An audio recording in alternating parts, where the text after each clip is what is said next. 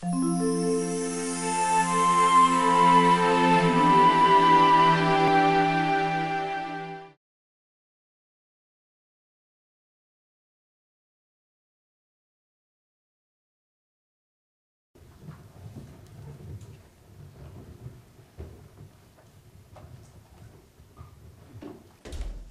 저도 앉아서 하도록 하겠습니다. 반갑습니다.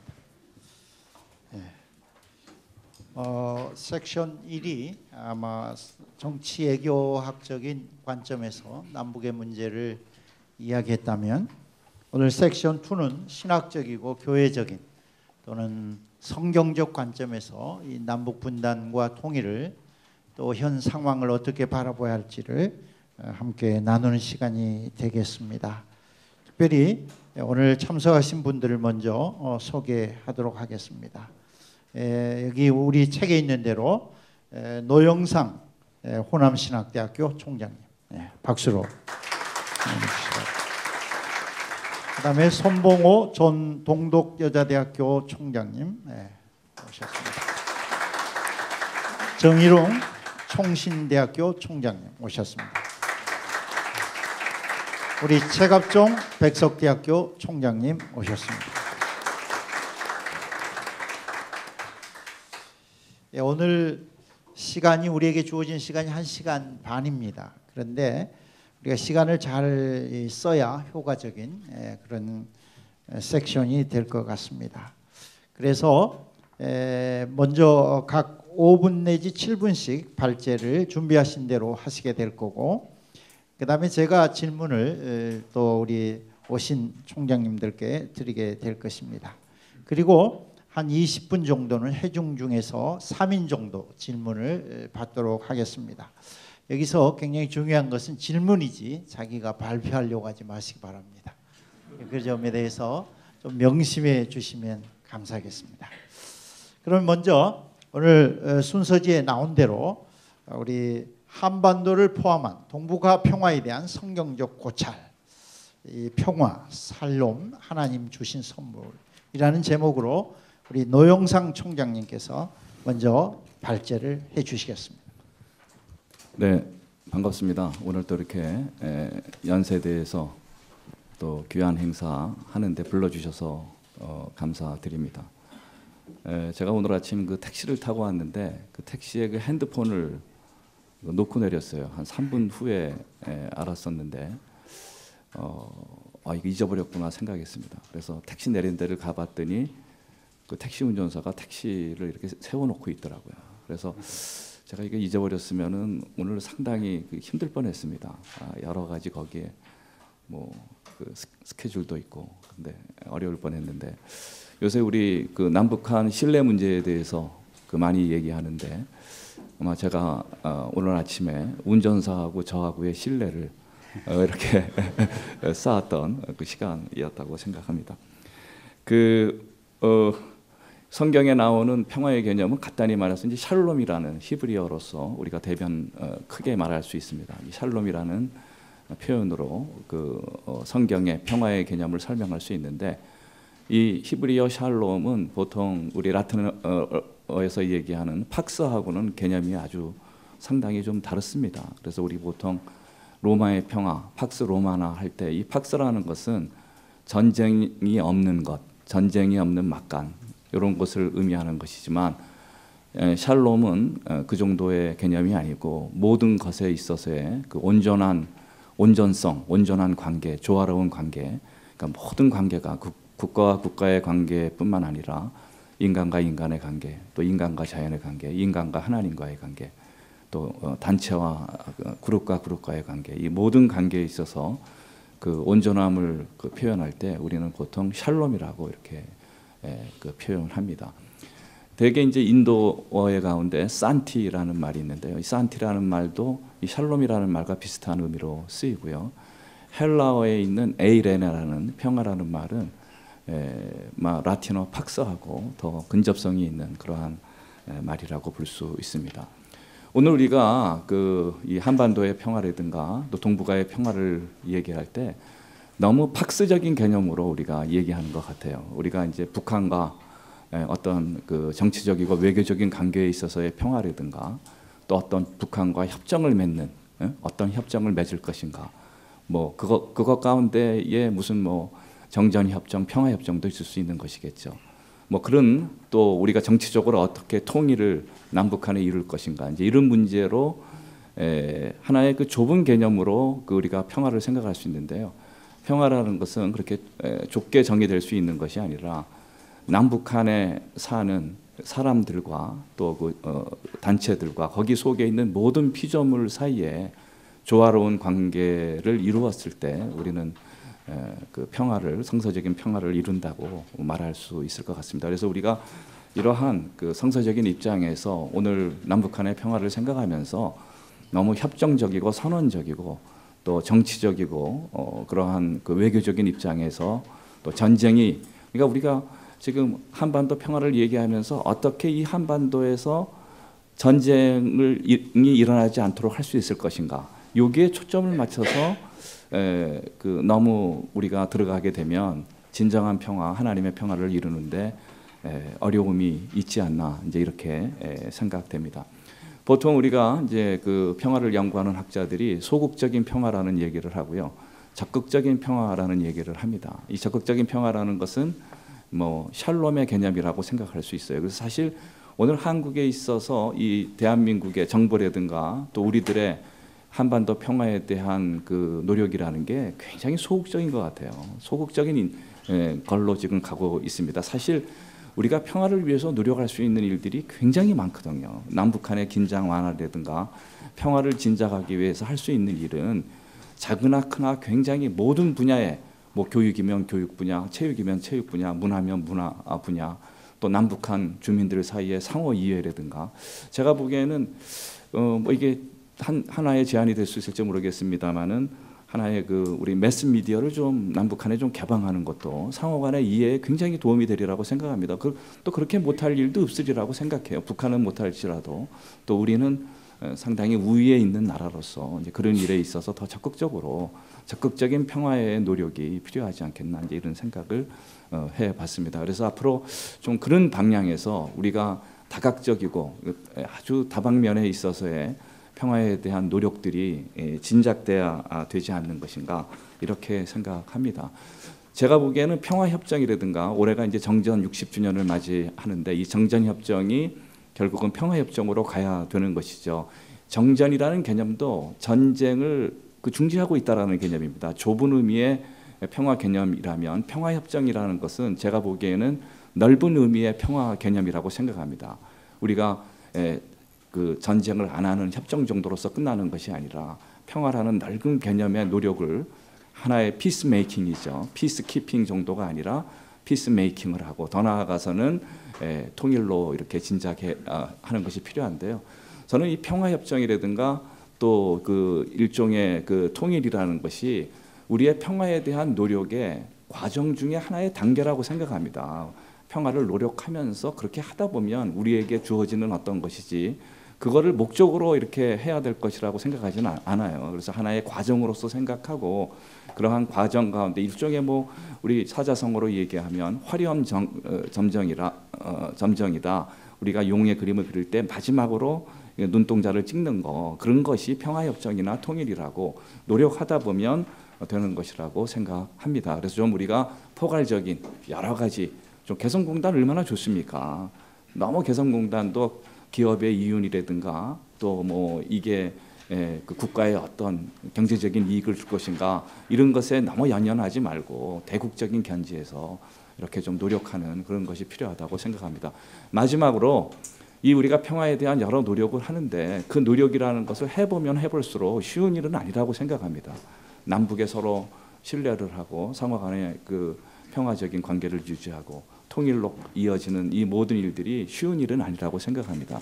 그러나 우리가 성경에 보면 하나님께서 평강의 왕이 되셔서 또 예수 그리스도께서 이 땅의 평강의 왕으로 오셔서 우리에게 그 평화의 복을 주시리라는 약속이 있습니다.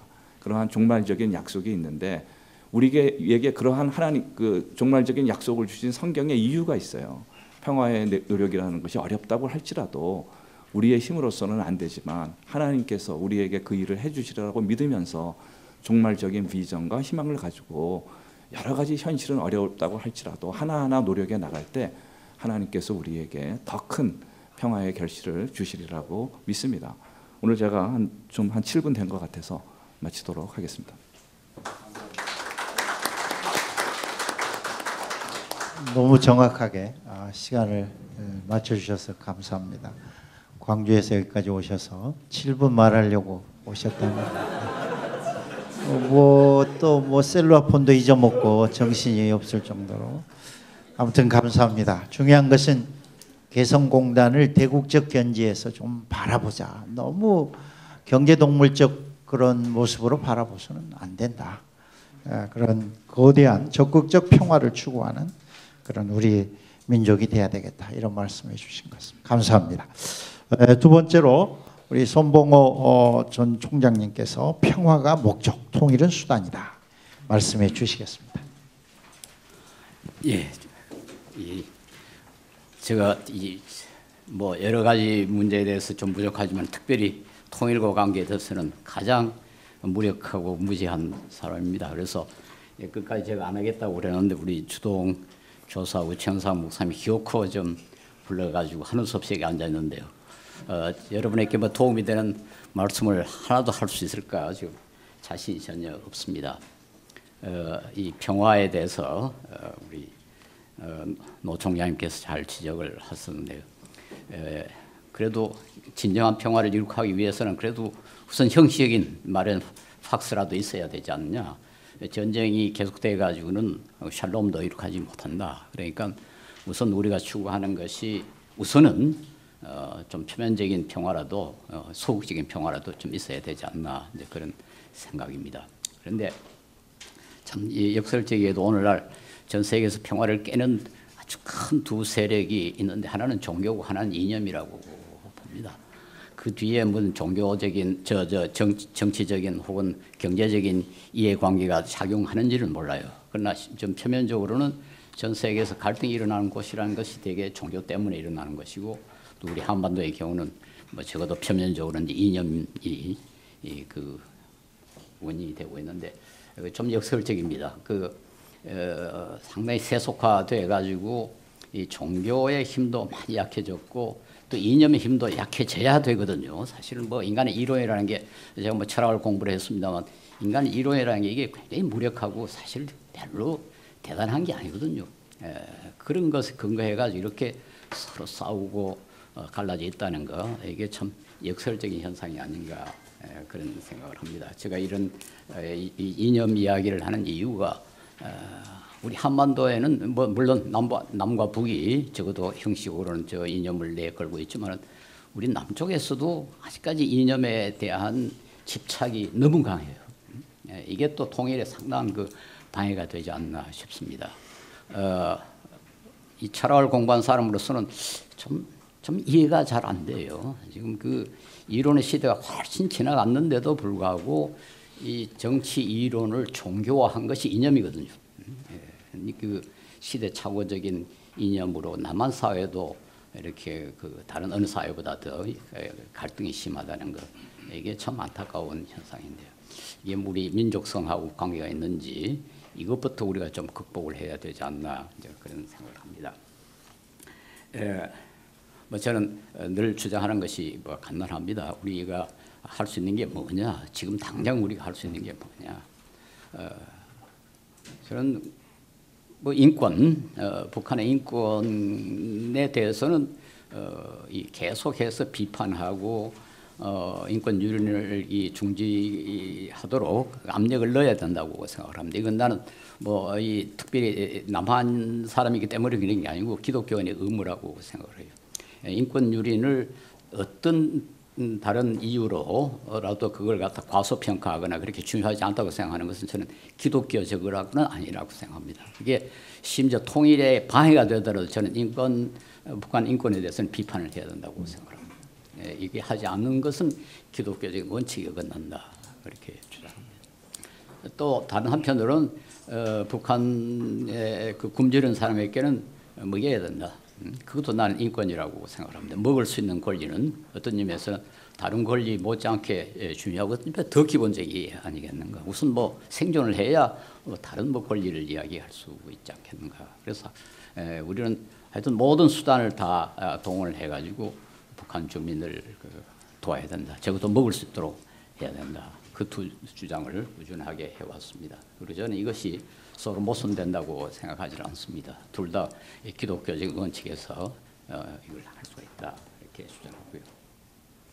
그다음에 흡수 통일 문제는 물론 저는 뭐 아주 비전문가입니다만 흡수 통일이 아닌 다른 방식으로 북한의 인권 문제를 해결할 수가 있고 평화를 이룩할 수 있다면 그 방법을 택해야 되겠죠. 그러나 만약에 흡수 통일이 그 유일한 방법이라면 그것을 마다하지 않아야 된다고 생각을 합니다. 그래서 흡수 통일 그 자체를 그렇게 부정적으로 볼 필요가 없고 결과적으로 그것이 진정한 통일이 이루어지고 북한의 인권이 존중될 수 있다면은 그런 방법도 우리가 사용을 해야 되지 않나 그런 생각을 합니다.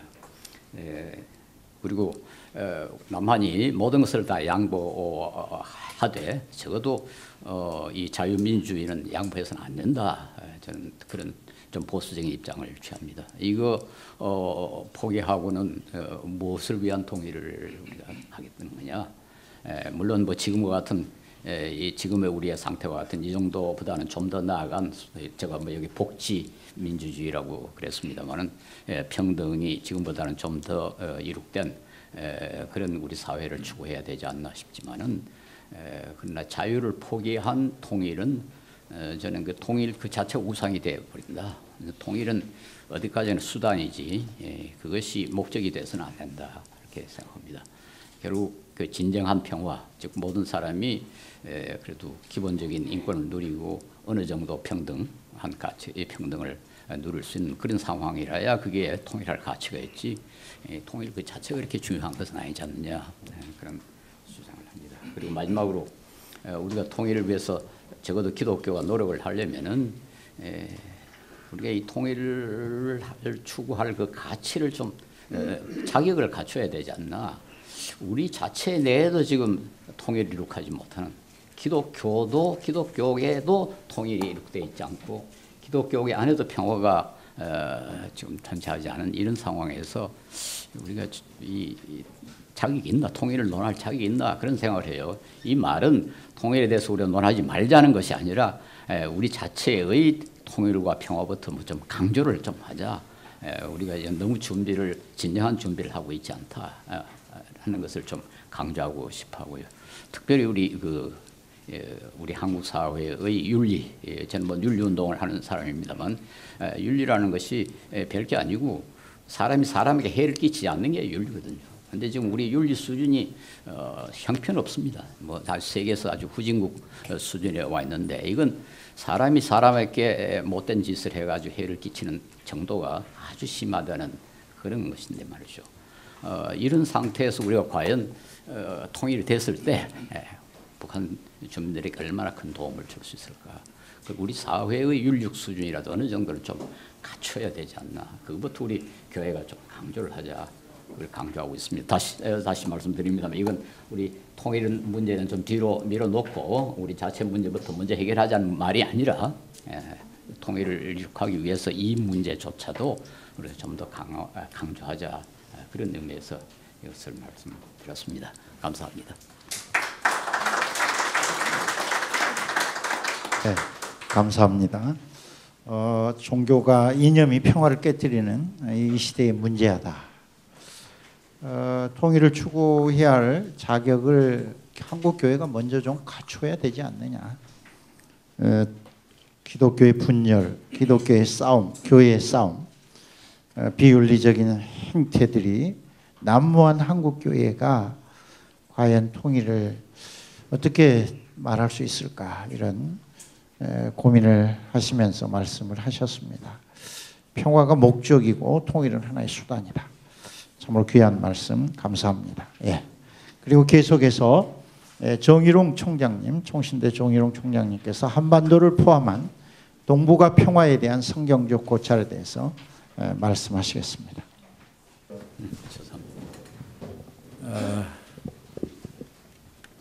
그렇게 전문가도 아닌 사람이 맡게 되어 송구한 마음도 있습니다. 제가 부탁을 받고 뭐 한 2페이지 정도 A4 용지 2매 정도 뭐 원고를 준비하라 그래서 제가 했는데 오늘 원고를 따라서 잠시 좀 읽어드리도록 하겠습니다. 시간은 뭐 7분 제한한다면 7분 만에 읽지 않을까 싶습니다. 오늘 한반도 통일 문제를 논의하는 중요한 대화의 자리가 마련되어 참으로 기쁘게 생각합니다. 삶의 주관자이신 하나님을 믿고 사는 우리 기독인들로서 한반도의 평화와 통일에 관하여 깊은 관심을 가지지 않을 수 없는 줄 압니다. 그 이유가 있다면 결국 우리의 하나님은 평화와 통일의 주관자가 되시기 때문입니다. 뿐만 아니라 우리 기독인들은 하나님의 평화를 이 땅에 드러내고 실현하는 일에 사명이 부여된 자들이 아닌가 그렇게 생각이 되기 때문입니다. 그간 한반도의 평화가 정착되고 평화로운 통일이 이루어지도록 우리 함께 노력해야 될 책임과 사명이 우리 모두 가지고 있다고 생각됩니다. 그동안 한반도의 평화가 정착되고 남북이 통일된 우리 민족의 꿈의 실현을 위하여 여러 정치적인 시도들이 있었습니다. 하지만 여전히 답보 상태에 처해 있고 한반도는 여전히 전 세계가 주목하고 걱정하며 염려하는 상태에 놓이게 되었습니다. 무엇보다도 먼저 우리는 이러한 상황에서 한반도의 평화 정착과 남북 관계 개선을 위하여 부단히 노력해야 될 책임을 또한 인지합니다. 그럼 우리 기독인으로서 이 자리에 계시면 다 기독인으로 제가 전제가 되는데요. 또 이런 전제에서 성경적 고찰을 하도록 부여되었다고 생각이 되는데 우리 기독인들이 과연 무엇을 어떻게 해야 될 것인가 여기에 제가 저 나름대로 몇 가지를 생각을 해보았습니다. 우선 성경은 인류의 평화로운 삶을 위하여 용서와 화해와 평화를 이루는 자로 일해야 할 것을 강조해 주고 있습니다. 잘 아신 대로 마태복음 5장 9절 말씀인데요. 화평케 하는 자는 복이 있나니 저희가 하나님의 아들이라 일컬음을 받을 것이다. 그렇게 말씀하신 내용은 뭐 진리 중에 진리라고 생각이 됩니다.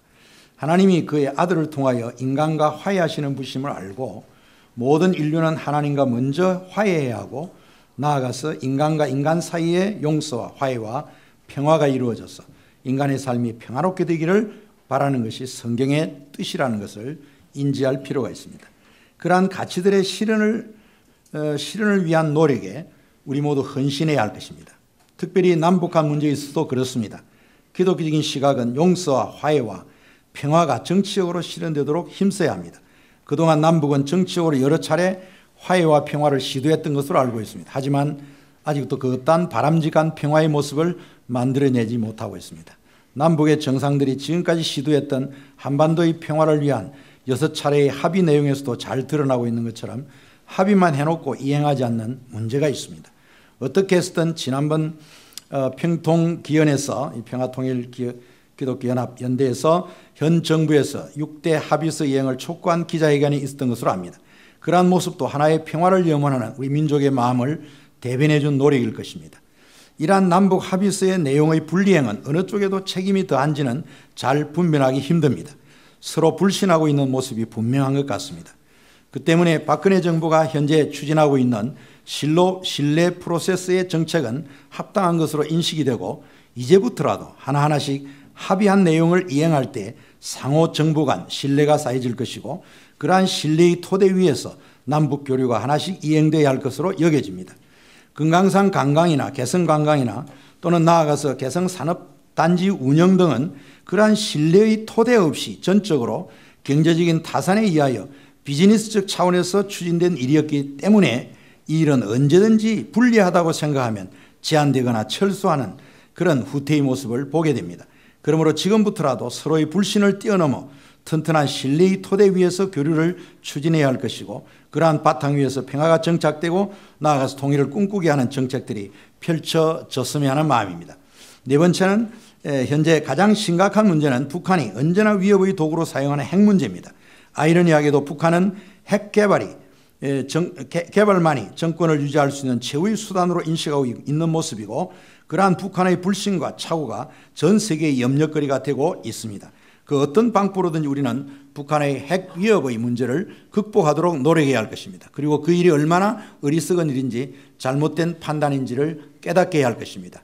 그러므로 북한의 비핵화뿐만 아니라 한반도 전체의 비핵화를 이슈하고 한반도의 비핵의 나라로 만들어 가야 할 것입니다.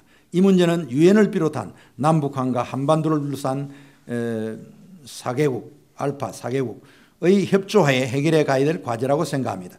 다만 한반도의 비핵화 문제가 단순한 남북 통일의 차원에서 예되기보다는 아시아의 동북아와 동남아의 공동체를 향한 평화 정착에 기여될 수 있는 과제로 알고 추진되었으면 하는 마음입니다. 그것이 성경적이며 기독교인 전 세계인의 평화와 지구촌 전체의 평화에 기여되는 일임을 인식해야 할 것입니다. 제가 알기로 동서독 간의 통일도 바로 유럽연합이라는 전제하에 유럽의 평화에 기여하리라는 기대감과 함께 추진되었던 일이고, 독일 주변의 4대 강국들이 그러한 의지를 가진 서독 정부를 확인한 후에 동서독 통일에 흔쾌히 동의할 수 있었던 것은 잘 알려진 일이라고 하겠습니다. 한반도의 평화도 아시아 연합과 공동체의 평화란 대전제에서 풀어가야 될 과제라고 생각합니다. 5번째, 아직도 남북이 대립하고 있는 이데올로기를 시급히 극복하는 일입니다. 아까 손 박사님도 말씀하셨습니다마는 공산주의와 자본주의 간의 대결은 이미 끝났습니다. 그러나 우리 대한민국 안에서 끝나지 않은 모습입니다. 여전히 우리 민족의 남북 대결은 지금 국내적으로 남남 갈등으로 비춰지고 있는 모습입니다. 성경이 보여준 용서와 화해와 평화라는 복음적 가치는 세상의 모든 이데올로기를 뛰어넘어야 합니다. 실제로 뛰어넘고 있는 진리입니다. 왜냐하면 성경은 절대적인 진리이기 때문입니다. 우리 사회의 이념 대립을 완화하고 극복시킬 수 있는 일에 기독교와 한국교회의 역할이 여기서 요구된다고 하겠습니다. 한국교회는 우리 사회에 나타나고 있는 모든 이념 대립의 문제를 극복하는 일에 복음으로 순화하고 교육하며 극복하는 역할을 감당해야 하리라고 생각합니다. 6번째로, 물론 지금까지 대한민국은 자유민주주의 가치를 실현하는 일에 심혈을 기울여왔고 북한을 용서하며 화해와 평화를 실현할 만한 자질을 갖추고 있다고 여겨집니다. 그러나 현재 일어나고 있는 남남 갈등의 모습을 보면 우리 사회는 아직도 성숙한 모습은 아니구나 하는 것을 체험하게 됩니다. 하지만 북한은 여전히 핵무기로 위협하고 국제사회의 민주화된 일원으로 나설 만한 준비가 전혀 되어 있지 않는 독재의 나라입니다. 그들은 오로지 3대째 이어지는 권력 유지에 안간힘을 쓰고 있는 모습이고, 결국 남북 분단으로 인한 고통은 아직도 우리 사회에 남아있는 이산 가족들에 해당하는 일로 여겨지지만 생각하면 변화하지 않는 북한 주민들이 더 큰 문제라고 생각됩니다. 북한 주민 모두가 인간다운 삶을 실현하지 못하는 비극적인 비인간의 문제는 그 숙제가 아닐 수 없습니다.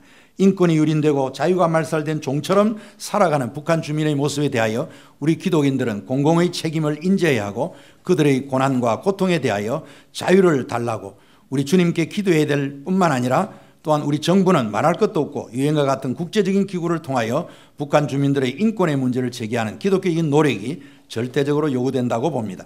무엇보다도 한국교회는 탈북민들에 대한 인권과 보호에 앞장서야 할 것입니다. 이 부분은 물론 일일이 담당하고 있는 것으로 생각이 됩니다. 이러한 평화 통일에 대한 노력에 있어 무엇보다도 우리가 해야 할 일은 우리 사회가 더 평화롭고 정의로우며 선진 사회의 민주주의의 실현과 복지제도의 실현과 함께 성숙한 선진 사회의 평화를 누리는 인권 국가로 거듭나야 할 것입니다. 또한 빈부격차를 줄이고 노사 갈등을 최소화하고 평화 자유가 균형을 이루는 사회로 우리 남한 사회를 더 성숙시키는 노력이 요구된다, 그런 이야기입니다. 마지막으로 이러한 사회적 변화를 이루어내려면 한국교회 기독인들이 더 청렴하고 정직하며 섬기며 봉사하는 희생연신을 발휘하는 윤리적이며 도덕적인 모습으로 성숙해져 가야 할 것입니다. 이 부분에 있어서는 앞에서 손 박사님께서 이미 거론한 내용이라고 생각이 됩니다. 그래야만 한국교회 기독교의 노력이 더 많은 영향력을 초래하게 될 것이고 용서와 화해와 평화를 실현하는 일에 모범적인 모습이 될 수 있을 것으로 생각합니다. 그리고 그 모든 저력이 모여 통일을 이루어내는 하나님의 능력이 될 것이고 하나님의 기적 같은 은혜를 거기서 경험할 수 있는 방편이라고 생각해 봅니다. 감사합니다. 감사합니다. 우리 정일홍 총장님께서는 이데올로기의 문제, 남북 갈등이 남남 갈등으로 심화되고 있고 남남 갈등의 출발점이라는 점에서 성경이 보여준 이 복음적 가치가 세상의 모든 이데올로기를 뛰어넘을 수 있어야 되는데 한국 교회는 세상처럼 또다시 진영 논리에 가두어져서 한쪽을 택해야 하는 그런 한국 교회가 되고 있다는 것입니다. 그래서 피스메이커가 되기보다는 결국은 또다시 그들이 싸움의 한 축이 되는 이런 모습을 보면서 우리 한국 교회가 복음으로 이데올로기를 뛰어넘어야겠다. 그래야 진정한 통일의 역군이 되지 않겠는가 이런 말씀을 해주셨습니다. 아무튼 인권의 문제도 강조를 하셨고 또 여러 가지 면에서 우리 손 박사님과 일맥상통한 면이 있다고 생각을 합니다. 감사합니다. 마지막으로 우리 최갑종 백석대학교 총장님께서 한반도 평화와 통일에 대한 성경적 고찰, 남북 화해를 위한 통일을 위한 메시지로서 로마서 읽기. 우리 최갑종 총장님은 제가 섬기고 있는 우리 대학교의 총장님이 로마서 전문가입니다. 오늘 여러분이 기대하면서 통일 신학을 형성하는 이 시간이 될 수 있기를 바랍니다. 로마서의 중요성은 아무리 강조해도 지나치지 않을 만큼 중요합니다. 로마서는 기독교 신학과 사상에 많은 결정적인 영향을 미쳤는데 저는 로마서야말로 우리 기독교적인 통일관, 통일 신학에 대한 아주 중요한 메시지를 던져주고 있다고 보고 그런 관점에서 여러분들에게 잠깐 말씀을 드리려고 합니다. 시간 관계상 제 자신의 발제를 위해서 이 주제 강연 중에서 들어가는 말을 중에서 한 문단을 읽고 그리고 나가는 말을 읽음으로써 제 논지를 소개해 드리겠습니다. 세 번째 들어가는 말 세 번째 문단부터 읽겠습니다. 남북이 어떻게 화해와 협력을 통해 진정한 의미의 하나님과 평화적인 통일을 가져올 수 있는가? 이 문제와 관련하여 신약 성경에 있는 로마서가 남북의 화해와 평화적인 통일을 위한 중요한 메시지를 제공해주고 있다고 본다. 필자의 생각으로는 사도 바울이 로마서를 통하여 추구하고자 하는 가장 중요한 목적 중에 하나가 일시기 기독교의 긴급한 해난 문제, 좁게는 로마 교회 안에 유대인 크리스찬과 이방인 크리스찬 사이의 화해와 협력을 통한 하나됨과 서바나 선교 지원, 넓게는 지중해 연안의 이방인 크리스찬 교회와 유대인 예루살렘 교회의 화해와 협력을 통한 기독교 복음의 세계화였다. 그가 로마 교회를 그렇게 방문하고자 원했던 것도 방문에 앞서 그들에게 편지를 써서 보낸 이유도 당시 로마 교회가 안고 있는 해난의 문제인 유대인 크리스찬과 이방인 크리스찬 사이의 갈등 문제였다. 바울이 볼 때 당시 로마 교회의 해난의 문제는 로마 교회만의 지역적인 문제가 아니었다. 그것은 그가 10년 동안 세 차례의 선교 여행을 통해 세웠던 지중해 연안의 이방인 크리스찬 교회와 유대인 예루살렘 교회의 갈등은 물론 하나님의 전 창조 세계관 갈등의 축소판이었다. 전자와 후자는 서로 무관하지 않고 오히려 상호 보완적인 관계에 있었다. 만일 로마 제국의 수도에 위치하고 있던 로마 교회의 갈등 문제가 해결될 수 있다고 한다면 그것은 동시에 1세기 기독교 전체의 가장 큰 이슈였던 이방인 교회와 예루살렘 교회의 갈등과 나아가서 하나님의 전 피조 세계가 안고 있는 갈등 문제 해결의 청신호가 될 수 있을 것이고 역으로 만일 지중해 연안의 이방인 교회들과 예루살렘 교회의 갈등 문제가 해결될 수 있다고 한다면 그것은 동시에 로마 교회의 문제 해결과 피조 세계 갈등 해결의 청신호가 될 수 있었다. 나가는 말입니다. 저는 남북의 해난 문제에 대한 전문가가 아닌 성경을 가르치고 연구하는 한 사람입니다. 그러므로 한반도의 평화와 화해와 협력을 위한 구체적인 정치적, 사회적, 문화적 방법을 제안할 위치에 있지는 않습니다. 하지만 로마서 자체가 가지고 있는 무대장치, 곧 주 1세기의 정치적, 문화적, 종교적, 사회적 정황에 비추어 읽고 그리고 이를 남북의 화해와 협력 문제와 비교하고 적용하려 할 경우 로마서로부터 적지 않은 교훈을 얻을 수 있다는 점을 말씀드리고 싶다. 1세기 유대인과 예루살렘 교회로부터 오늘의 이북의 모습을, 사도 바울이 세운 이방인 교회들의 모습에서 남한의 모습을, 넓게는 예루살렘 교회와 이방인 교회의 화해와 협력을, 좁게는 로마 교회 안의 유대인 신자와 이방인 신자의 화해와 협력을 위해 몸부림치고 있는 사도 바울의 모습에서 남북의 화해와 협력을 위해 앞장서야 할 우리 한국 교회의 모습을, 이방인들의 예루살렘 교회를 위한 모금에서 경제적으로 어려움에 처해 있는 이북에 대한 남한의 경제적 지원을, 강한 자와 약한 자의 협력을 위한 바울 사도의 권면과 그의 희생적 제사장적 자세로부터 남한이 북한에 대하여 가져야 할 자세를, 그리고 주 1세기의 로마 제국 내의 반유대인 운동과 이와 대립되는 반로마 내지 이방인 운동으로부터 오늘의 남북이 처해 있는 국제적 정황을 찾아볼 수 있다는 사실을 말씀드리고 싶다. 거듭 말씀드리지만 로마서의 주요 메시지는 예수 그리스도 안에 나타난 하나님의 의의 복음과 적용, 곧 인류 전체에 대한 하나님의 화해와 그 화해의 구체적인 적용이다. 사도 바울이 유대인 신자와 이방인 신자로 나누어져 갈등을 안고 있는 로마 교회의 화해를 추구하려 했던 것은 바울이 자신의 생명을 아끼지 않고 이방인 교회들이 모금한 헌금을 가지고 예루살렘을 방문하여 이방인과 유대인의 화해와 협력을 이루어져 했던 것은 단순히 그가 인종과 신분과 성별의 차별을 없애려는 자유와 인권과 평등과 사랑의 실천 운동가이기 때문이 아니다. 때문만이 아니다.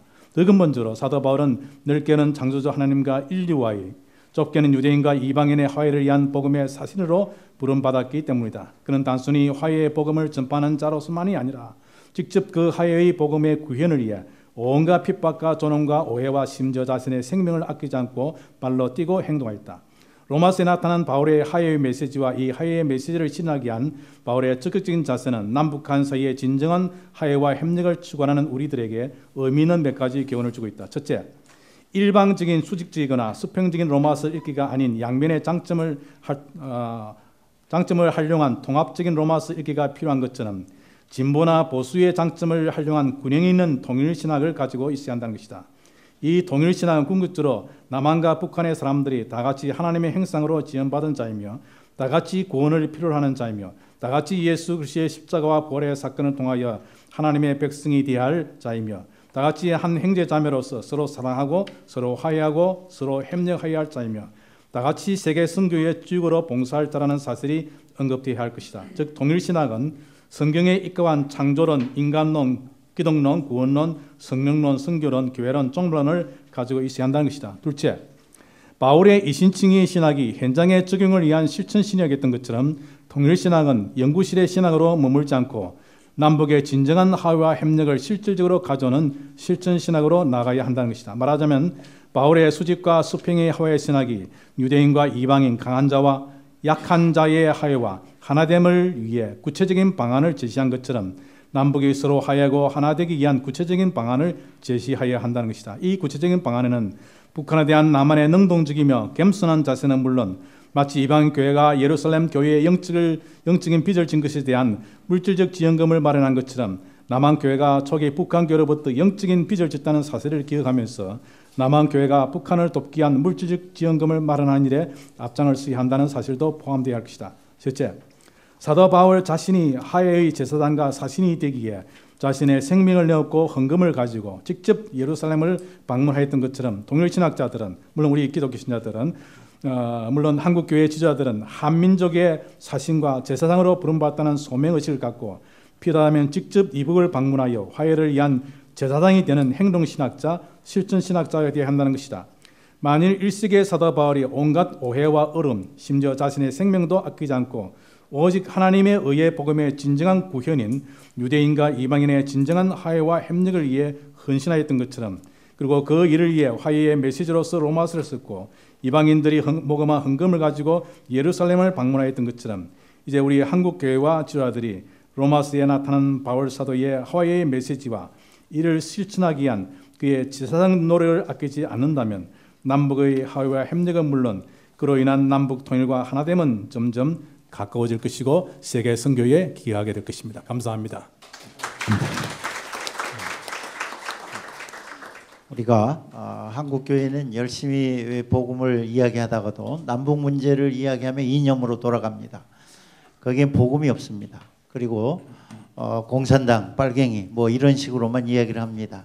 그러나 예수님이라면 어떻게 할 것인가? 이 로마서가 참으로 잘 보여주는 것을 우리가 보게 되는데 세 가지 관점에서 말씀을 하고 있습니다. 통합적인 관점에서 진보와 보수의 장점을 활용한 균형 있는 통일시장을 가지고 있어야 한다. 두 번째는 실천적인 그러한 신학이 되어야 한다. 세 번째는 참으로 적극적인 이야기입니다. 여기에 보면 사도 바울이 직접 예루살렘을 방문하였던 것처럼 헌금을 가지고 통일신학자들은 한국교회와 지도자들은 한민족의 사신과 제사장으로 부름을 받고 소명의식을 갖고 직접 이북을 방문해서 도울 수 있으면 도와야 한다. 말로만 하지 마라. 실천하라. 이런 강력한 메시지를 우리 최갑종 총장님께서 말씀하고 있습니다. 참으로 감사합니다. 예, 지금 네 분께서 참 귀한 말씀들을 짧은 시간 안에 발표해 주셨습니다. 제가 시간 관계상 준비한 질문들을 몇 개 먼저 드리고 지금은 사실은 이 토크 콘서트 형식입니다. 그래서 질문을 드리도록 하겠습니다. 먼저 손봉호 박사님께 한 2, 3분 동안 기독교와 공산주의의 관계에 대해서 좀 말씀해 주시면 감사하겠습니다. 예, 공산주의에서 우리 기독교가 배워야 할 건 무슨 평등 정신이죠. 우리 자본주의 사회가 너무 이 강자에게 유리한 그런 제도가 돼 있고 또 사실 자본주의라는 것이 인간의 욕망을 아주 기본으로 삼아서 만든 제도인데 그것이 그 발전을 이룩하는 데는 성공을 했지만은 그 평등 또 모든 사람 특별히 약한 사람이 보호받는 데는 것에는 실패를 했거든요. 그러니까 공산주의에서 적어도 우리는 그것을 배워야 되지 않겠나 싶고 지금 공산주의가 사라진 지금은 사실 기독교가 공산주의 역할을 해야 될 때가 됐다. 저는 그런 생각을 해왔습니다. 자본주의를 비판할 세력이 지금 기독교밖에 없지 않냐. 그런 점에서 우리 기독교가 좀 과거의 그 방공사상 거기서 좀 벗어나서 공산주의가 가지고 있는 장점을 좀 우리가 이용을 해야 된다. 그것을 좀 강조하고 싶습니다. 그러나 이제 공산주의가 실패한 이유는 역시 그 비성경적인 인간관 때문이라고 저는 늘 그렇게 생각했습니다. 막스는 사유재산 제도만 없어지면 인간이 다 천사가 될 거로 착각을 했는데 사실 성경은 죄라는 그 무서운 세력 그것은 제도 가지고 바꿔질 수 있는 것이 아니다 하는 것을 우리가 지금 알아야 된다. 그래서 공산주의에 대한 아주 가장 기본적인 비판은 그건 이 인간에 대한 낙관, 지나친 낙관론 때문이다. 그래서 그것을 우리가 좀 극복을 하고 그것은 그 장점을 이용을 하면은 우리 인류에 아주 큰 공헌을 할 수 있지 않겠는가 그렇게 생각합니다. 그러면 우리 노영상 총장님 남북 분단 68주년, 정전 60주년을 맞아서 한국 교회가 마땅히 가져야 할 자세는 무엇일까요? 그리고 요새 말로 한 휴전협정과 평화협정, 정전협정과 평화협정에 대한 입장을 어떤 자세를 가져야 할까요? 예. 올해가 이제 정전 60주년이 되는 해입니다. 예, 그래서 60년 지나면서 우리가 이 정전협정을 평화협정으로 이제 만들지 못했습니다. 사실 이 정전협정이라는 것은 뭐 그 전쟁하는 상호 국가끼리 할 수 있는 것이지만 평화협정이 되려면은요 서로 이제 상대방의 국가를 인정해야 됩니다. 독립국으로 인정해야 평화협정이 가능한 건데 즉 대개 우리나라의 이제 보수 측은 미국이 북한을 인정하는 것을 좋아하지 않죠. 여러 가지 또 문제점이 있다고 보는 것이고 동시에 또 그렇게 되게 되면은 지금 그 평화협정의 북한의 전제 조건이라는 것이 한반도 내에서의 미군 철수기 때문에 그 미군 철수하게 되면 그 핵무기를 가지지 않은 우리나라가 상당히 위험해지고 미국의 핵 우산을 벗어나는 것이기 때문에 남침의 쉽게 말하면 평화협정이라는 게 이제 남침의 계기가 된다. 이런 입장에서 우리가 한반도 지금 우리 한국 내에도 평화협정에 대한 그 의견들이 조율이 안 되고 있는 거 아니에요. 그 보수 측의 입장과 진보 측의 입장에 있어서 이 조율이 안 되고 있는 것인데 저는 그렇게 생각합니다. 이 그 평화협정이라든가 그 다음에 평화협정을 맺자라는 거라든가 통일을 하자라는 것이라든가 이런 것들은 쉽게 말하면 어느 강을 넘자라는 얘기 아니에요. 우리가 지금 강 이편에 전정 협정의 상황 가운데 있는데 평화협정으로 가야 된다. 쉽게 말하면 간격을 뛰어넘어서 강을 넘자라는 얘기인데 그 강을 넘자라는 얘기만 가지고 수백 번 반복해봤자 강을 넘게 되는 게 아니라는 것이죠. 강을 넘으려면 한 개 한 개 뭐를 놔야 되느냐 하면 징검다리를 놔야 된다라는 거예요.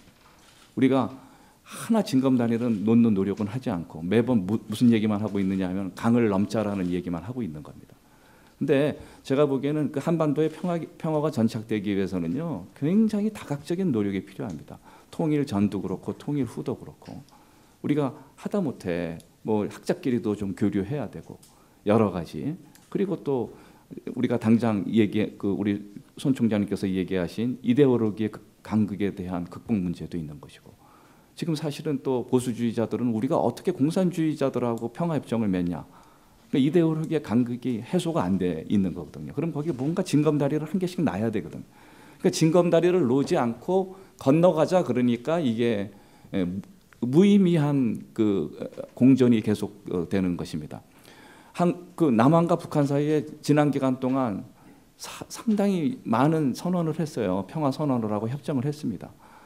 지금 지난 기간 동안 우리가 해방 후 지난 기간 동안 남북한이 한 평화협정과 여러 가지 선언의 그 가장 중요한 특징이 뭐냐 하면 하나 의미 없다라는 겁니다. 그거 우리가 그냥 페이퍼지 거기에 대한 그 실효성이라든가 지금 그 하나 못 지키고 있는 거 아닙니까? 근데 그렇게 된 이유가 왜 그렇게 되느냐 하면 징검다리를 놓는 노력. 그러니까 평화라는 것이 단시일 내에 정치 외교적인 아젠다나 협정을 통해서 되는 게 아닙니다.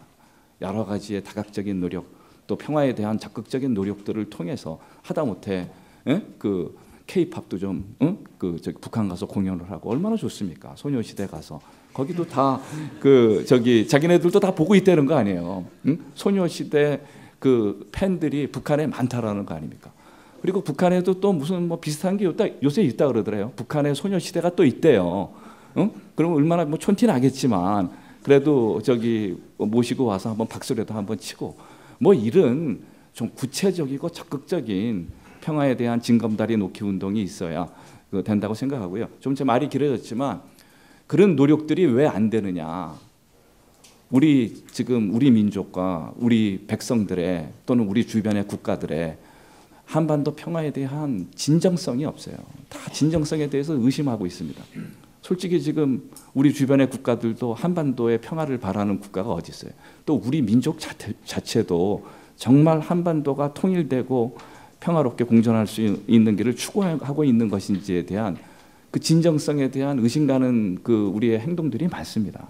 그런 것들을 좀 해소하고 하나하나 적극적인 노력을 해나가야 진정한 평화협정으로 가는 것이지, 작은 구체적인 그리고 적극적인 노력들은 하나도 안 하면서 평화협정이나 하자 그렇게 하니까 매일 공존하는 말이 된다고 이렇게 생각합니다. 한국교회가 진정 선교적인 마인드를 가지고 북한 동포를 사랑하고 인류 공용의 길을 추구하면서 글로벌 샬롬의 이사야의 비전을 우리가 우리 것으로 만들어서 어떻게 세계가 하나가 되어서 아름답게 살 것인가에 대한 확실한 의지를 가지고 진정성을 가지고 노력해 나갈 때 우리의 그러한 한 단계 한 단계의 징검다리를 놓을 때 남북한의 멀어졌던 간격이 해소되리라고 믿습니다. 감사합니다. 우리 노 총장님 아까는 간단하게 말씀하시더만 이번에는 이제 상당히 길게 본전 생각이 난 것 같습니다. 그래도 우리가 아주 좋은 말씀 감사합니다. 우리 최갑종 총장님께 질문하겠습니다.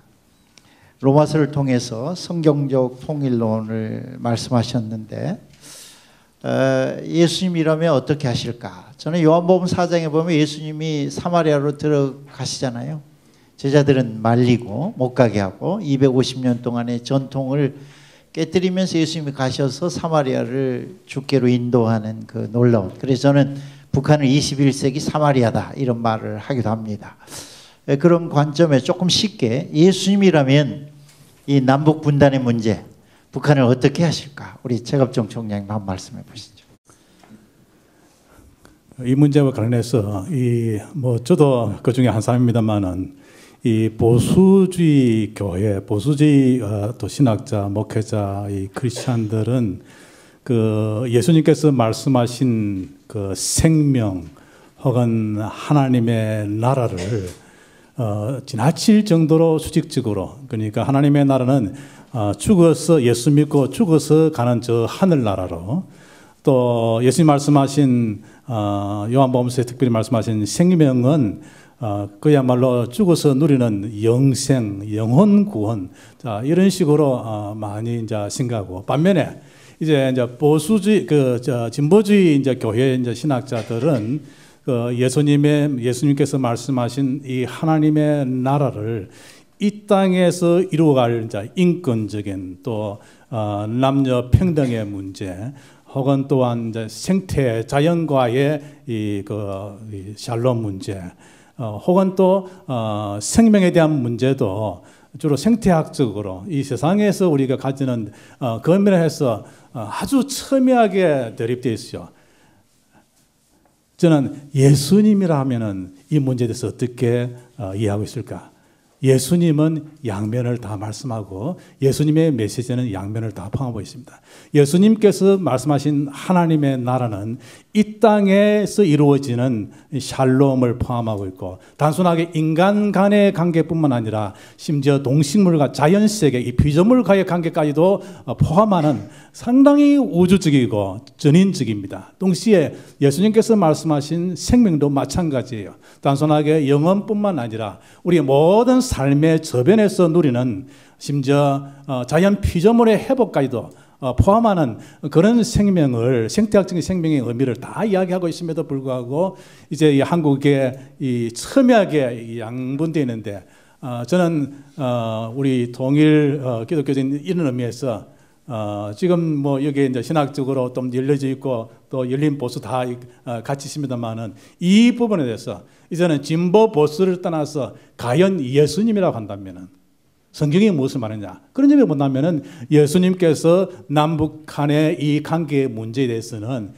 특별히 보수교회가 예수 믿고 천당해서 하늘나라만 아니라 바로 예수님이라고 한다면은 이웃에 있는 이북의 형제 자매들에 대해서 정말 모든 것을 떠나서 그들의 어려움을 나의 어려움으로 알고 그들과 함께 기뻐하고 그들과 함께 울고 그들의 어려움을 나의 어려움으로 생각하고 나누는 그런 차원까지도 보지 않겠느냐, 그렇게 봅니다. 우리 최갑종 교수님이 아주 참 준치적인 그런 사상 아주 좋습니다. 사실은 고신 출신입니다. 고신 이 정도면 문제될 거 하나도 없습니다. 여러분 그렇게 하시면 되겠습니다. 이제 정일홍 총장님께 질문하겠습니다. 남남 갈등이 그 어느 때보다도 아주 심각해지고 있습니다. 없어지는 것 같다가 또 생기고. 근데 저는 이 남남의 갈등을 남북 갈등에서 출발되고 있다고 봅니다. 이인영 갈등, 강아지와 한국, 그렇죠? 세대 갈등, 빈부 갈등, 지역 갈등. 말할 수 없는 갈등들이 한국 사회에서 조금 생각하고 살려면 스트레스 받는 사회가 한국입니다. 사실은 뭐 미국에 공화당이 있고 민주당이 있지만 그렇게 이념적으로 두 당이 싸우지 않습니다. 죽으라고 싸우지 않습니다. 서로 정죄하지 않습니다. 독일도 마찬가지입니다.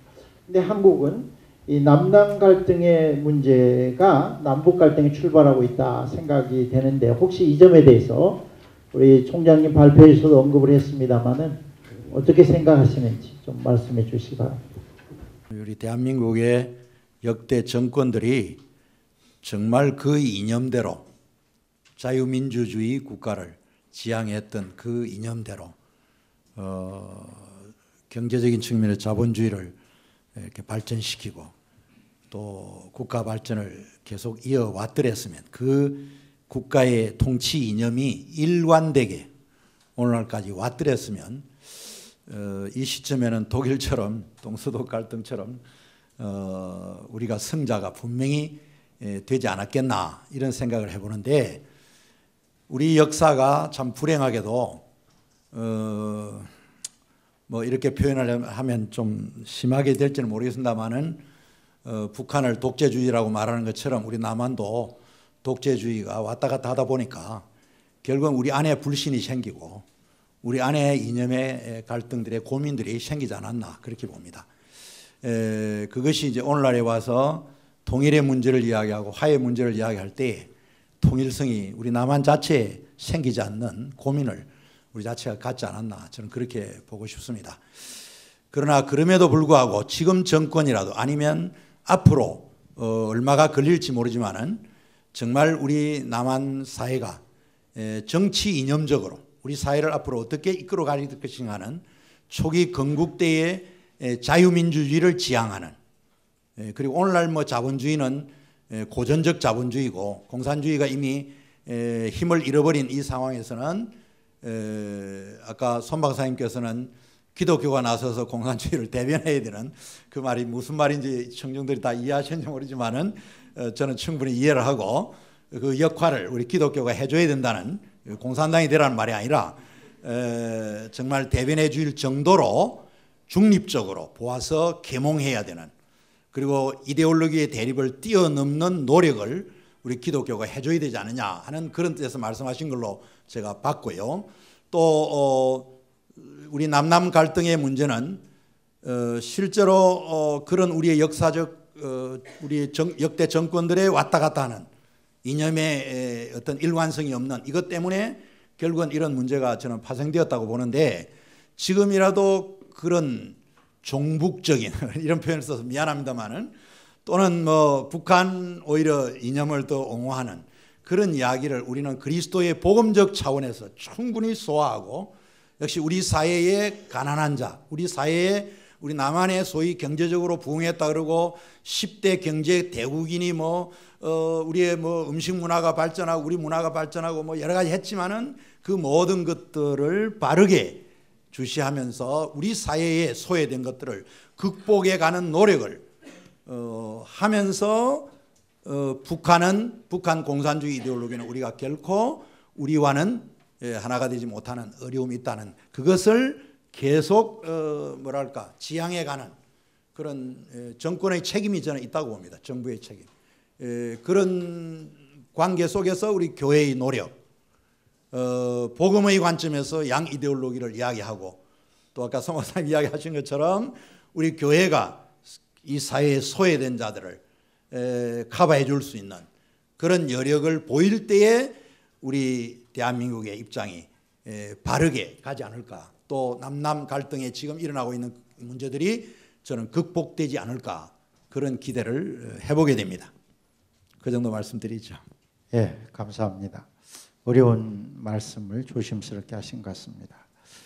우리 손보호 박사님 아까 발표하실 때도 북한 독기, 북한 인권 이 문제에 대해서 언급을 하셨습니다. 지금 진보적인 그룹에서는 북한을 도와야 된다. 또 보수적인 입장에서는 북한 인권을 강조하면서 북한 독기하면 안 된다.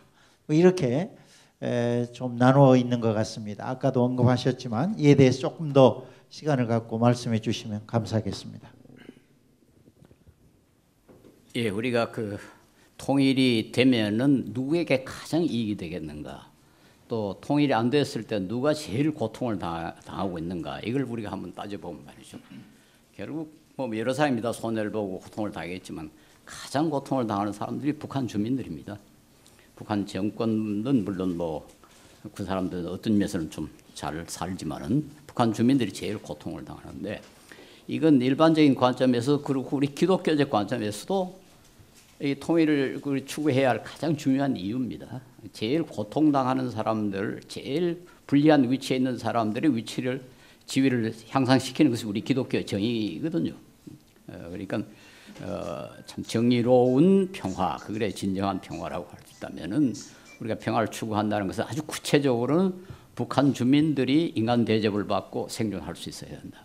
그런 점에서는 저는 우리 북한 주민들을 경제적으로 돕는 거하고 북한 인권 유린에 대해서 비판하는 것은 같다고 생각합니다. 그게 서로 상치되는 게 아니죠. 그래서 우리가 그 인권 유린에 대해서도 조금, 나는 우리나라의 그 소위 진보적인 분들도 이건 아마 반대는 안 할 겁니다. 이 강조의 차이일 뿐 북한 인권이 뭐가 문제냐 이렇게 생각하는 사람은 없을 거라고 저는 생각을 해요. 근데 그걸 조금 더 강조를 하는 것이 더 좋지 않나. 그게 도움이 될지 안 될지 그건 모르겠습니다만 국제적인 여론을 일으켜서라도 좀 도와야 되고, 그다음에 북한 그 식량 원조 같은 것은 지금도 많이 하고 있습니다. 사실 이제까지 북한 식량 원조에 가장 앞선 사람들이 기독교인이고, 아마 우리 기독교가 거의 절반 이상, 한 3분의 2 정도는 하지 않았나 생각하는데요.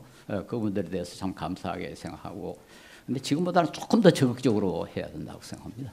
뭐 우리가 그런 소리 하지 않습니까? 우리 식량 음식 먹고 남는 것만 해도 북한 주민 충분히 그 먹여 살릴 수 있다 이제 그런 이야기를 하는데 우리가 조금 이 관심을 가지고 가는 우리 조금 덜 먹고 비만 뭐 요새 다이어트 하는데 아주 좀 건강에 좋죠. 조금 덜 먹고 오늘도 보니까 점심 시간에 그 너무 음식이 많아요. 그 절반만 먹어도 될 것 같은데 우리 조금 북한 주민을 생각하면서 좀 적게 먹자. 그리고는 북한 정부에 대해서 계속 공격을 해야 되지 않겠나? 우리 식량 가지고 가겠다. 그쪽에서 못 오게 하면 또 가겠다고. 그리고 계속 그 좀 압력을 넣으면은 국제적인 그 압력도 좀 커지지 않겠습니까? 아니 남한 국민들이 북한 주민을 먹을 걸 주겠다고 지금 가려고 그러는데 자기들이 계속 그 방해를 하면은 국제적으로도 망신하지 않겠습니까? 지금보다는 조금 더 적극적으로 그렇게 노력을 하면은 나중에 통일돼도 북한 주민들이 얼마나 감사하게 생각했는가. 우리가 인권도 그들의 인권도 걱정하고 그들의 인권에 대해서 강조를 하고 또 그들의 식량에 대해서 강조하고 그렇게 하는 것이 그게 우리 그리스도인의 임무고 한편은 또 다른 한편으로는 통일된 이후에 우리 남북 주민들이 그 하나 되는데도 큰 도움이 되지 않겠는가 그런 생각을 합니다. 네, 감사합니다. 이것이 사실은 균형 잡힌 우리 기독교 입장이지 않을까 저도 그렇게 생각을 하고 있습니다. 또 우리 최갑종 총장님께 질문을 드리겠습니다. 남북 분단을 저는 영적인 문제 중에 영적인 문제다 이렇게 생각을 합니다. 뭐 그냥 기도만 하면 된다. 그것이 영적인 문제가 아니라 기독교 복음에 올린 사랑, 평화, 화해, 의, 정의 뭐 이런 이야기를 우리가 이야기할 때 그 복음의 원리에 가장 대치되는 지점이 남북 분단에 있다는 거죠. 그렇다면 이 문제를 한국 교회가 끌어안고 해결하려고 해야 되는데 한국 교회는 정치가들에게만 남북 문제를 맡겨놓고 있습니다. 통일부에 뭐 그렇게 해왔죠. 독재가들이 이거 말하면 뭐 반정부로 몰았고 감옥에 갔고. 그런데 이제 한국 교회가 이 문제를 바로 우리가 정말 가져오지 아니하면 한국 교회에는 소망이 없다고 저는 생각합니다. 이런 점에 대해서 어떻게 우리 최갑종 총님 생각하시는지요? 그 사도 바울이 헌금을 가지고 이방인 교회 헌금을 가지고 예루살렘 교회를 자기의 생명의 위협을 무릅쓰고 가게 된 근본적인 이유는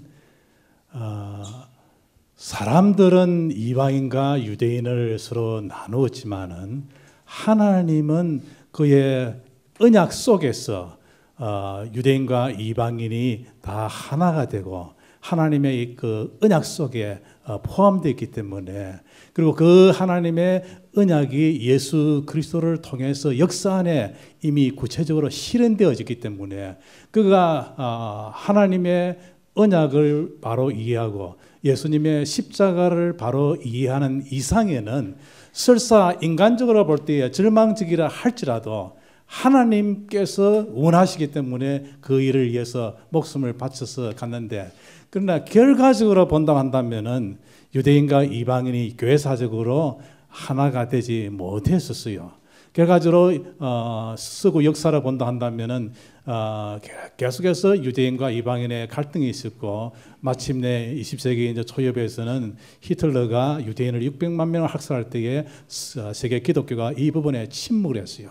그러니까 하나님은 이미 그 속에 화해를 가지고 있지만은 인간의 죄와 타락의 욕심이 이것을 했는데 그러나 성경적으로 궁극적으로 본다면은 아무리 인간의 죄와 타락에 의해서 인간적인 노력에 의해서 하나가 되지 못했다 하더라도 하나님은 궁극적으로 하나가 되게 하셨어요. 또 바울은 그것을 봤어요. 로마서 11장에서 본다 한다면은 그런 점에서 본다 한다면은 저는 적어도 우리가 이 남한과 이 북한의 관계에 대해서 모든 인간관계 이 세상의 모든 문제를 떠나서 우리가 크리스찬이라고 한다면은 하나님이 원하시기 때문에 예수 그리스도가 원하시기 때문에 나를 위해서 예수님께서 십자가에 죽으신 것처럼 역시 이북에 있는 형제 자매들도 동일하게 하나님의 언약 속에 있고 예수 그리스도의 십자가 사건 아래 있다고 한다면은, 진정한 크리스찬이라고 한다면은, 이것을 바라본다면은 이북에 대해서 결코 침묵해서 안 되고, 바로 침묵하고 방관한다는 것은 그 자체가 십자가에 대한 도전이고 하나님의 언약에 대한 도전이고, 그것은 바로 죄라고 생각합니다.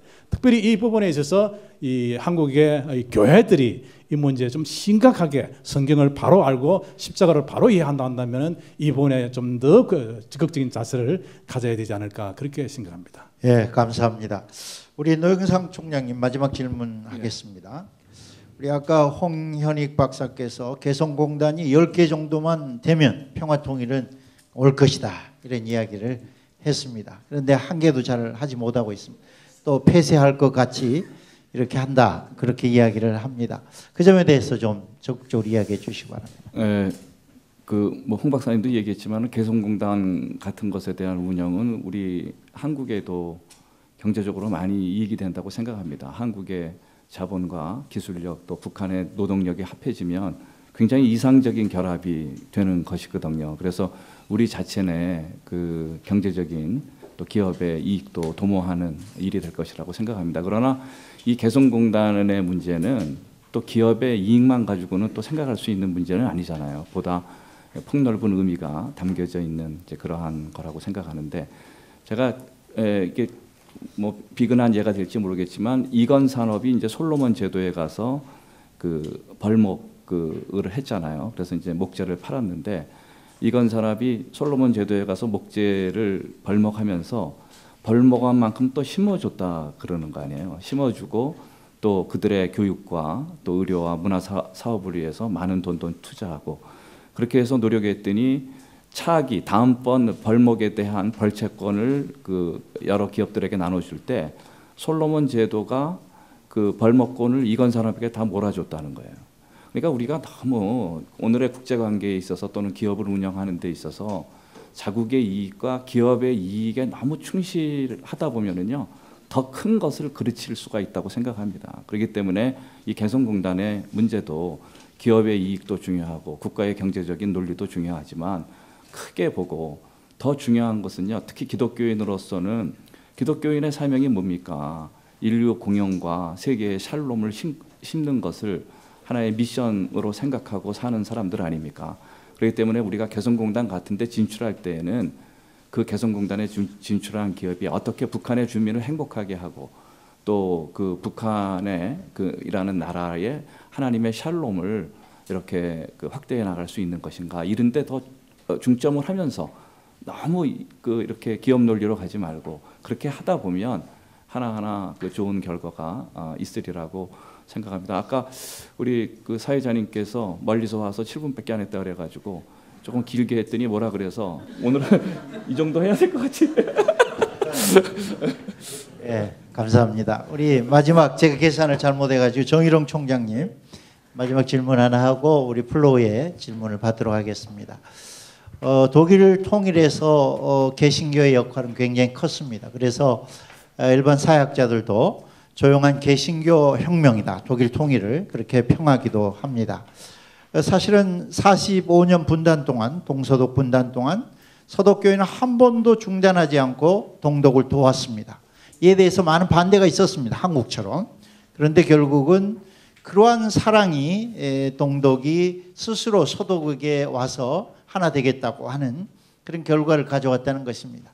이런 점에서 특별히 이제 독일 통일에 있어서 교회 역할을 연구하셨던 우리 정일홍 총장님께서 한 말씀해 주시기 바랍니다. 난 빨리 끝나는 줄 알았더니 계속 하시는데, 독일 통일 이야기는 우리 남북한의 통일을 꿈꾸는 사람들에게는 반드시 좀 들여다봐야 될 주제라고 생각이 됩니다. 제가 조금 시간을 내서 들여다본 그 과정이 있는데요.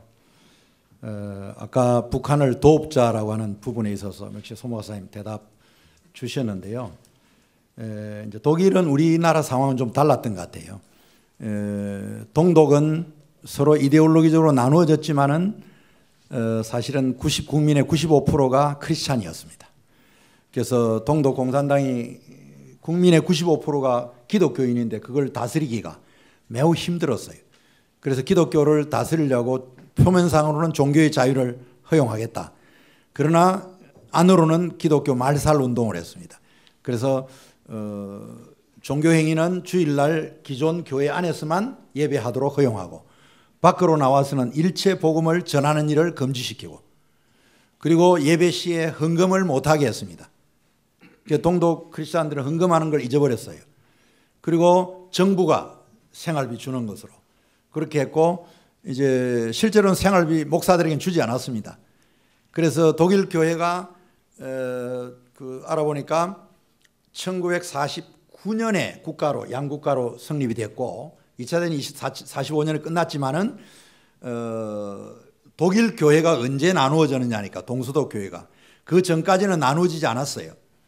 하나로 되어 있었습니다. 동서독 교회가 총회하면은 국가가 나눠져 가지고 동서독으로 되어 있었지만은 언제나 교회 총회하거나 큰 그 키르센탁이라고 교회의 날 행사가 있습니다. 우리 여의도 집회 같은 그런 대중 집회 할 때는 반드시 동베를린에 가서 동독 지역 도시를 순회하면서 했어요. 그러니까 동독의 국민이 95%니까 크리스찬이 95%니까 그 이견을 무시하지 못하고 정부가 허용을 했던 겁니다. 하다 보니까 동베를린에서 집회를 하고 나면 거기에 모였던 젊은 청년들이 전부 서독으로 탈출해 오는 거예요. 이걸 막아내지 못하고 있다가 언제 막았냐니까 1961년에 베를린 마우어라고 벽을 쌓기 시작한 겁니다. 그거라도 막으면 청년들이 도망 못 갈, 서독으로 탈출 못할 걸로 알고. 근데 벽을 막아도 그걸 뛰어넘었어. 총을 쏘고 죽여도 뛰어넘은 거예요. 근데 그 역할을 동서독 교회가 다 한 거예요. 근데 너무 이렇게 되니까 동독의 손해를 보니까 공산당 정부가 마지막에 교회 핍박했다 소리를 안 들으려고 빼고 있다가 마지막에 명령합니다. 그 연장은 1968년입니다. 1968년에 동서독 교회가 나눠져 버립니다. 그거는 국가의 명령에 의해서. 그래서 제가 그 동서독 교회 나누어진 마지막 총회 장소 그 총회 회의록을 읽어봤는데요. 회의록에는 눈물을 흘리면서 그 회의록을 작성을 합니다. 그 회의록 내용이 뭐냐니까 우리가 지금 나누어지는 것, 동독 지역에는 8개 교단이 있었습니다. 지역 교단이 있었고 서독 지역에는 17개 교단이 있었습니다. 이게 이제 총 25개의 교단인데 그게 나누어지면서 이거는 그리스도 안에서 우리는 나누어지는 것이 아니다. 이거는 국가의 외압에 의해서 외부적인 영향으로 나누어지는 것이다. 그래서 그 갈라질 때에 그때 그들의 그 상황을 독일 말로 뭐라고 표현했냐니까 디 베존데레 게마인샤프트란 말을 씁니다. 그 말은 좀 의역해보면 특수한 상황에 처한 그리스도의 공동체라는 뜻입니다. 그러니까 동서독 교회가 나눠지면서 그리스도 안에서는 절대 나눠지는 게 아니다라는 것을 그들이 굳게 맹세하고 확인합니다. 그러나 지금 나눌 수밖에 없는 것은 외부적인 요인, 영향으로 나눠지는 것이다. 이게 언제까지 될지 모르지만은 우리는 참고 기다리자. 그래서 디 베존데레 게마인샤프트란 말을 거기에 고유명사화 하듯이 쓰고 있습니다. 그리고는 이제 그때의 서독 정부가 동독 그 공산당의 기독교의 말살 정책 때문에 결국 이제 그걸 알아차리고 그걸 방해하려고 뭘 했냐니까 동독에 있는 교회들을 유지시키기 위해서 그 목사들의 사례비를 생활비를 우리 서독 교회가 지불하겠다. 그 대신 이제 동독 정부는 그 돈을 정부 구자로 보내라. 그러면 정부에서 지급하는 것으로 하겠다. 그걸 서독 교회와 동독 정부가 협약을 합니다. 서로 나누어진 지 그때부터 나누어진 지 28년 만에 지난 1992년에 통일이 되었지 않습니까? 그 통일된 이후에 이 문서들이 다 확인이 되었습니다.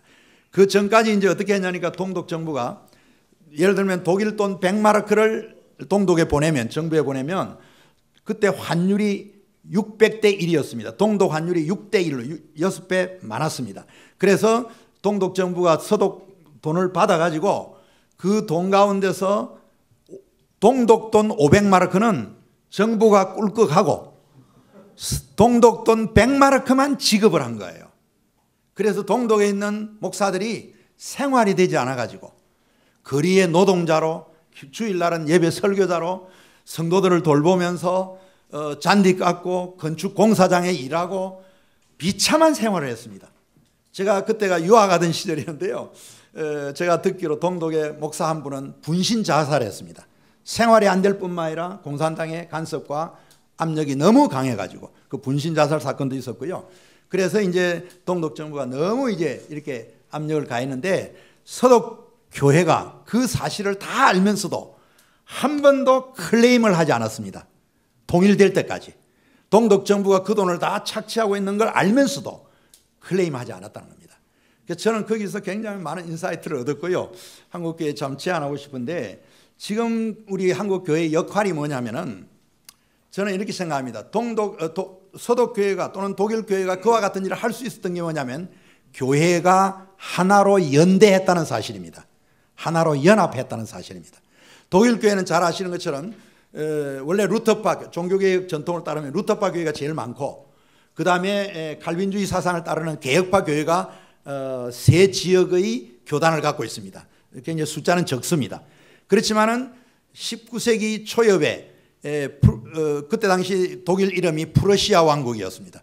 그때 그 황제가 프리드리히 3세라고 되어 있는데 그분이 명령을 내려가지고 왜 프로테스탄트끼리 칼빈파니 루터파니하고 그렇게 싸우느냐.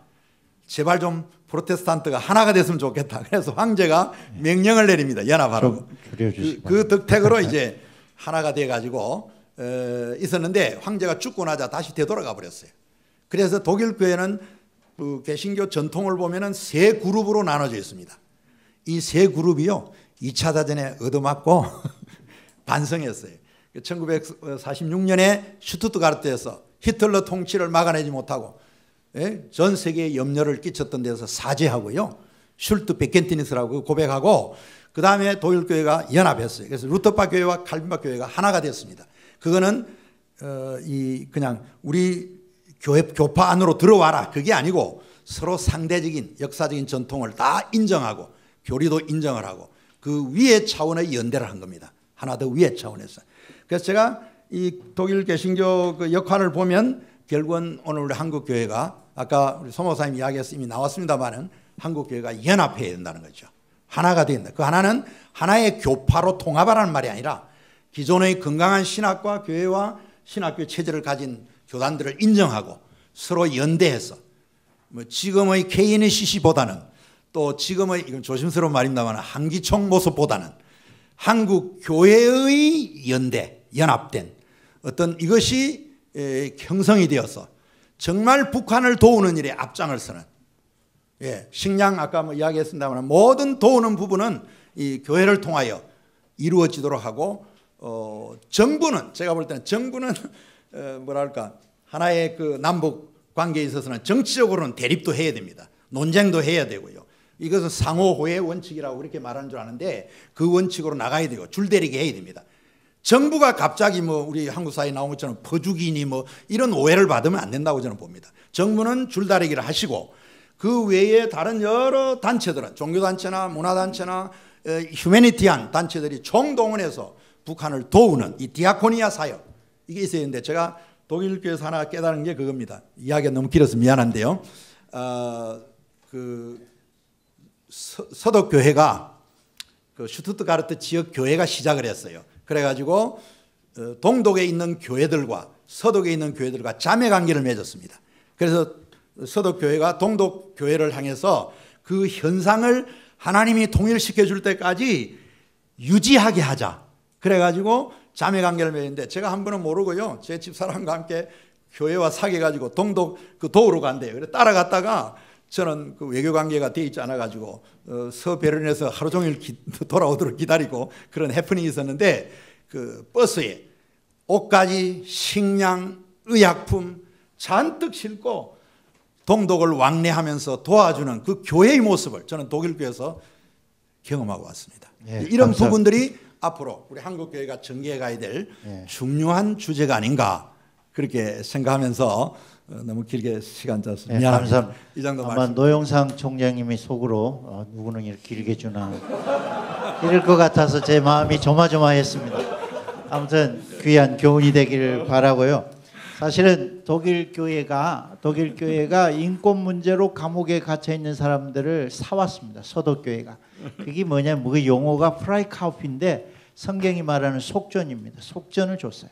그게 한국 돈으로 요새 계산하면 한 1억씩 주고 정치범, 종교적인 이런 신앙범들이 감옥에 있을 때 인권의 문제를 서독 교회가 그들을 사왔는데 나중에 알고 보니까 여기 우리 한국 서울 대사관에도 그 문서가 있습니다. 내독 문서인데 그것이 서독 정부가 교회에 돈을 줘서 교회 이름으로 그들을 사오게 한 겁니다.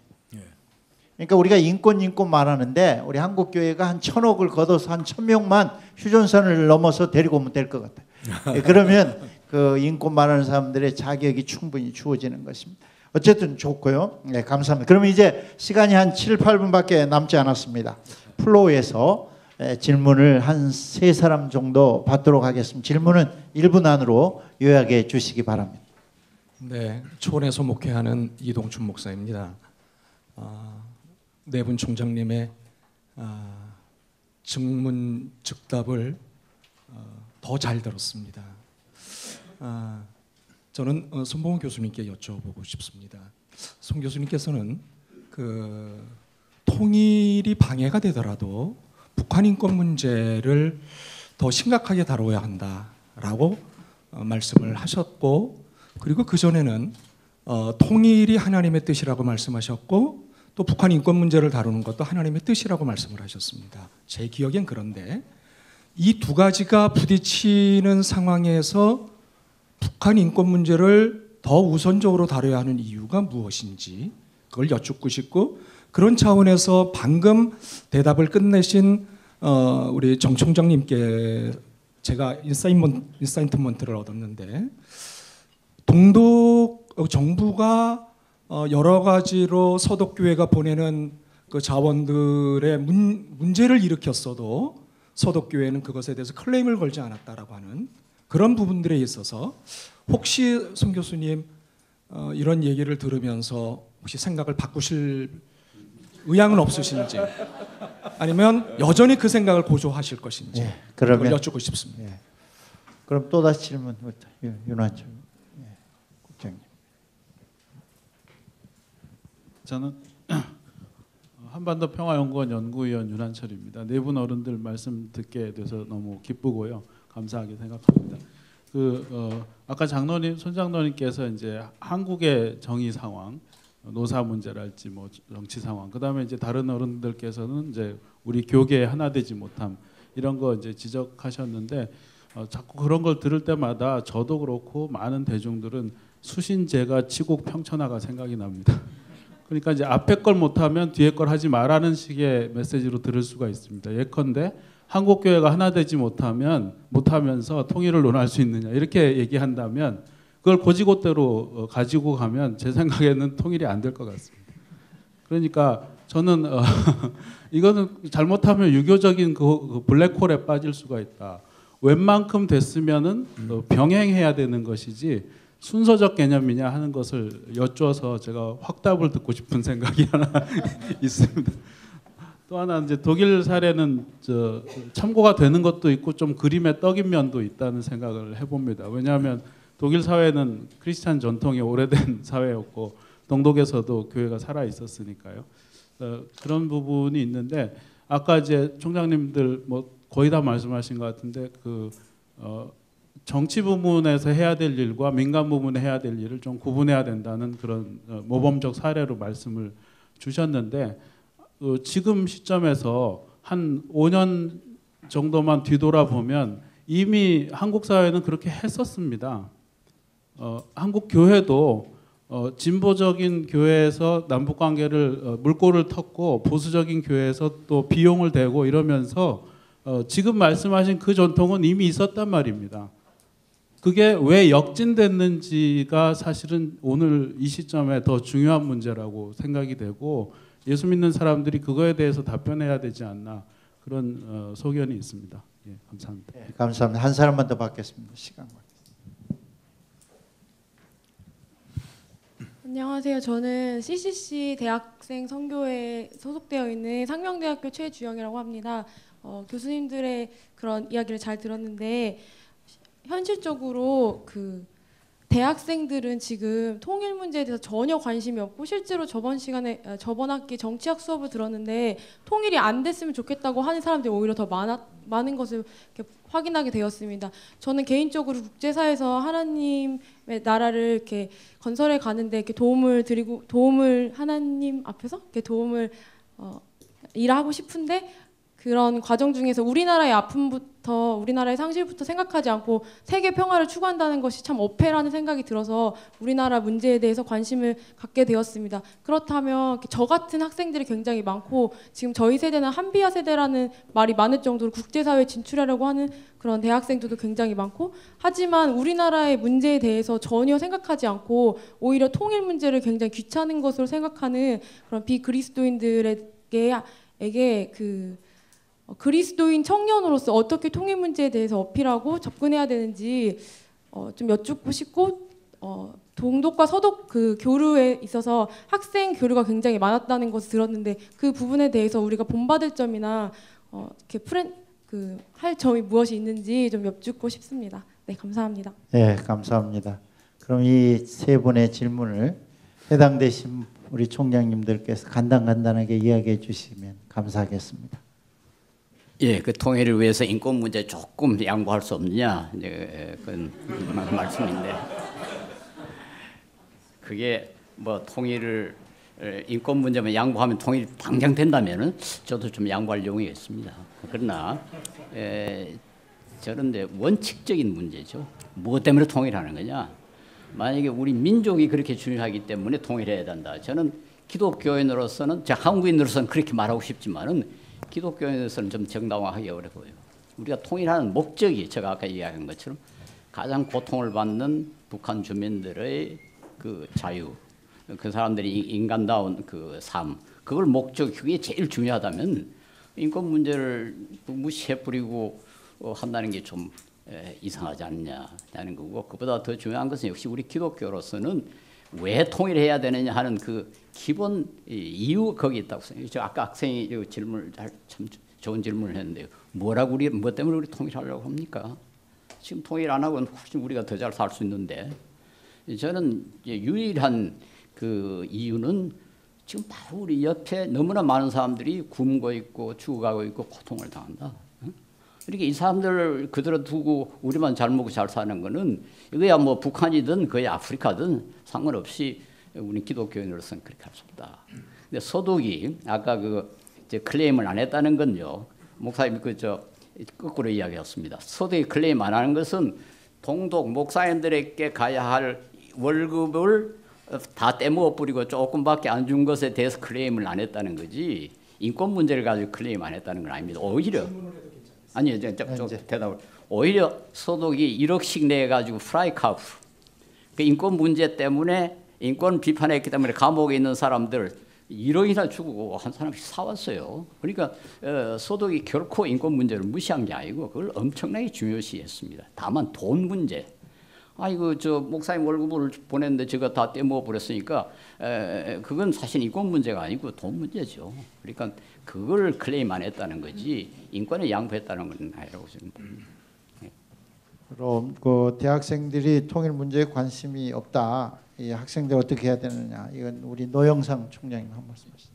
예, 그래서 대학생들이 굉장히 걱정됩니다. 그래가지고 앞으로 나라가 될까 하는 생각이 됩니다. 예전에 어느 미국에 계신 한반도 문제 연구하시는 분하고 간단히 이렇게 얘기할 기회가 있었는데 한반도 통일되고 평화 정착하는데 앞으로 통일되는데 가장 중요한 것이 있다면 무엇이라고 생각하느냐 이렇게 물어봤을 때 그분이 그냥 1초도 쉬지 않고 답변하시더라고요. 한반도 통일에서 가장 중요한 것은 당사자들의 의지다 이렇게 얘기했습니다. 그러니까 결국은 당사자라는 게 뭐겠습니까? 남한과 북한의 주민입니다. 남한과 북한의 주민이 이거 우리 통일될 필요도 없고 돼봤자 이익도 되지 않고 의미가 없는 거다 이렇게 생각하면요, 주변의 외교적인 상황이 어떻게 변한다고 하더라도 저는 통일 안 될 거라고 생각합니다. 근데 그렇게 된 이유가 있어요. 왜 그렇게 됐느냐 하면은 지금 그 우리가 학교에서 그 대학이나 이런 데에서 학생들의 통일에 대한 의지를 고취시키는 교육을 안 하는 겁니다. 그러니까 말하자면 통일이라는 것이요 정치 외교적인 문제가 아니거든요. 이게 우리 보편적인 대한민국 국민들의 가치관의 문제고 우리 모든 문화의 문제입니다. 이게요. 근데 그거를 우리가 매번 통일의 문제를 정치 외교권에만 맡겨놓고 나머지 사람들은 건드리지도 않아도 되는 문제로 됐기 때문에 이 꼴이 난 거거든요.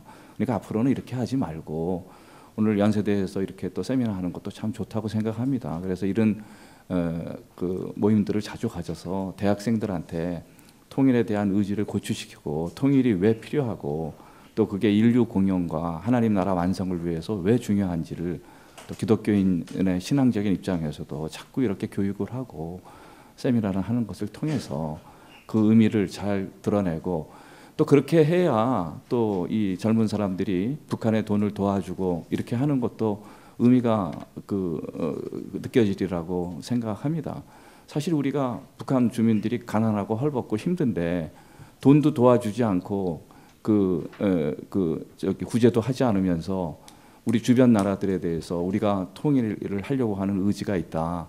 통일의 당위성을 보여준다고 말할 수 없습니다. 그러니까 우리가 한 동포임을 외국에 이렇게 보여줘야 되죠. 그리고 우리가 통일을 하려고 하는 깊은 열정을 가지고 있다는 것을 그러한 도움을 통해서 드러내지 않고는 저는 통일의 날이 가까워지지 않으리라고 믿습니다. 하여튼 대학생들한테는 죄송하고 앞으로 우리가 이런 일이 다시 일어나지 않도록 여러 가지 다각적인 국가적인 노력도 하고 또 대학 사회에서도 많은 노력을 해서 이러한 것을 가능하면 지양하는 그러한 생각들이 좀 고쳐지는 일들이 있었으면 좋겠습니다. 감사합니다. 이제 광주를 가셔도 후회하지 않을 것 같습니다. 이제 마무리하겠습니다. 너무 정말 공사다망한 가운데서도 네 분의 총장님들께서 친히 이렇게 참석하셔서 귀한 시간을 갖게 해주셔서 너무 감사하고 제가 이 톡 콘서트 하는 시간에 여러분의 얼굴을 보니 너무 진지하고 너무 행복해하는 것 같아서 제 마음이 뿌듯해졌습니다. 한국교회는 남북분단 통일의 문제를 물질적인 쪽에 생각할 것이 아니라 정신적이고 영적인 차원에서 좀 바라보아야 된다고 생각을 합니다. 한국 통일은 남북의 하나됨과 번영뿐 아니라 이 통일을 통해서 지구촌의 번영과 평화, 세계 선교를 향하고 주님의 재림을 향한 그런 비전 가운데서 남북의 통일을 바라다 볼 수 있어야 하겠습니다. 감사합니다. 네 분의 총장님 백석대 주동